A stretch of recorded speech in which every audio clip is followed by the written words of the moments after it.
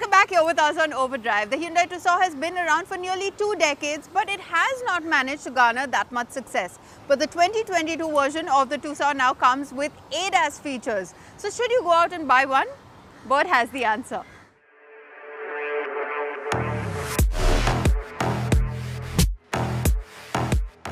The entry premium SUV segment. Now that's a segment that's not very crowded. You've got the Compass and the Citroen weighing for space. Now you've got a new entrant into that segment. This is the Hyundai Tucson. Now the Tucson nameplate is something you'd probably be familiar with because this started off life in India way back in 2004 when the first generation came in. And we've seen 3 generations of the Tucson in India coming down to this, the 4th generation. Apart from its good looks though, how is it to drive? Well, that's what I'm here in Bengaluru around the Nandi Hills to see what the Tucson feels like, well, when you're behind the steering wheel. So, shall we get on with it then?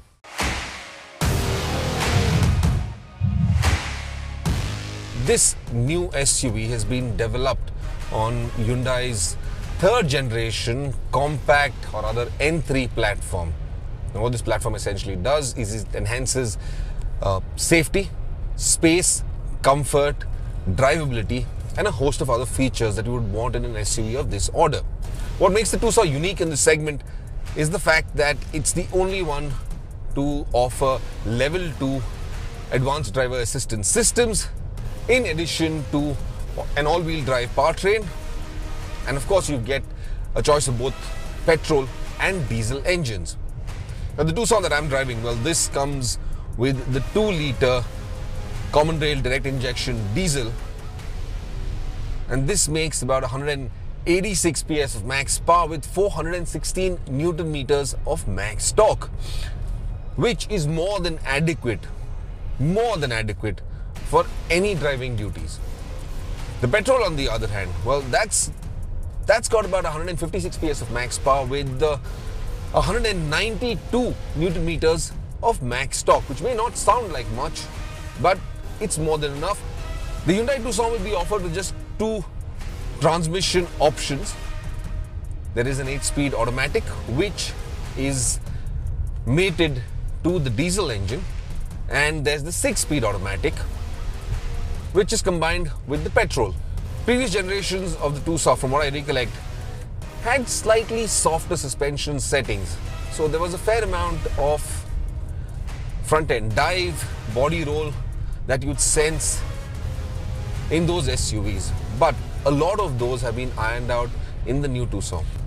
You get a host of safety features on board like 6 airbags, you've got hill descent control, and of course a crash structure that is probably one of the best you can get in this segment. But the most important aspect is the advanced driver assistance system. And this adds in a host of features to ensure your driving is as safe as it can be. The Tucson also offers you a host of driving modes, roughly around 7 of them. And this has to do with both on-road driving as well as off-road driving. Now on on-road driving, you can press a button and select between eco, normal, sport or smart. And then there are the terrain modes where you can select between snow, mud or sand conditions to drive on.